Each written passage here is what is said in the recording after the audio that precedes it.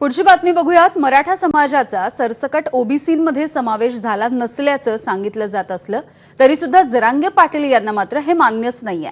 मराठ्यांना सरसकट आरक्षण मिळालंय, ओबीसीमध्ये मराठ्यांचा समावेश झालाय असं मनोज जरांगे यांनी म्हटलं। छगन भुजबळ हे कोर्टामध्ये गेले तरी काहीही होणार नाही। हैदराबाद गॅजेट सरकारी दस्तऐवज आहे। मराठा आरक्षणाला काहीही झालं तर थेट मंडल आयोगाला चॅलेंज करेन असंही जरांगेंनी म्हटलंय। मला माहिती आहे आणि माझ्या गरिबांना माहिती आहे आम्ही कसं घेतोय, कसं करतोय, कसं झुंजतोय, किती आत्मा आम्ही गोरगरिबांच्या लेकरासाठी तळपितो आमचा सुद्धा। त्यामुळं ते सरसकट म्हणू द्या नका म्हणू देऊ मुख्यमंत्री, मराठवाडा सगळा आरक्षणात जाणार, पश्चिम महाराष्ट्र सगळा आरक्षणात जाणार। त्याचा अर्थ काय होतो माझ्या गरिबाला समजतंय, बाकीच्याला काय म्हणायचं म्हणून। असं एका तासामध्ये कधी बदल होतो काय कुठच्या जीआर मध्ये कागदपत्रामध्ये?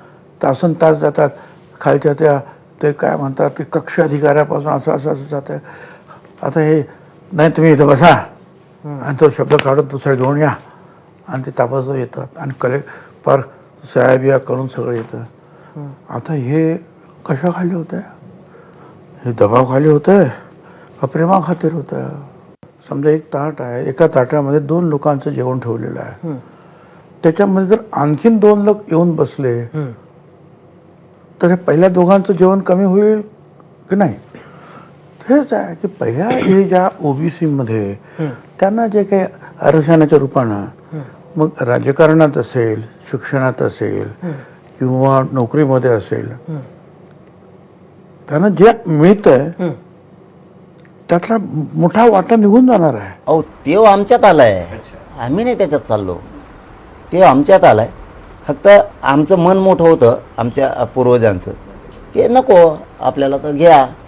आम्ही 1881 ते आत्तापर्यंत आरक्षणात होतो, हे 89 आलंय आत्ता। हे आता काय नुसते लिखी नाहीये, ड्राफ्ट नाहीये, याला जीआर म्हणते, गव्हर्नमेंट रूल येतो, तो पुन्हा कायद्यात संविधानात ओबीसींना आणि मराठ्यांना घालण्यासाठी तो पारित केलेला आहे। आता त्याची अंमलबजावणी गेला मराठा आरक्षणात सगळा।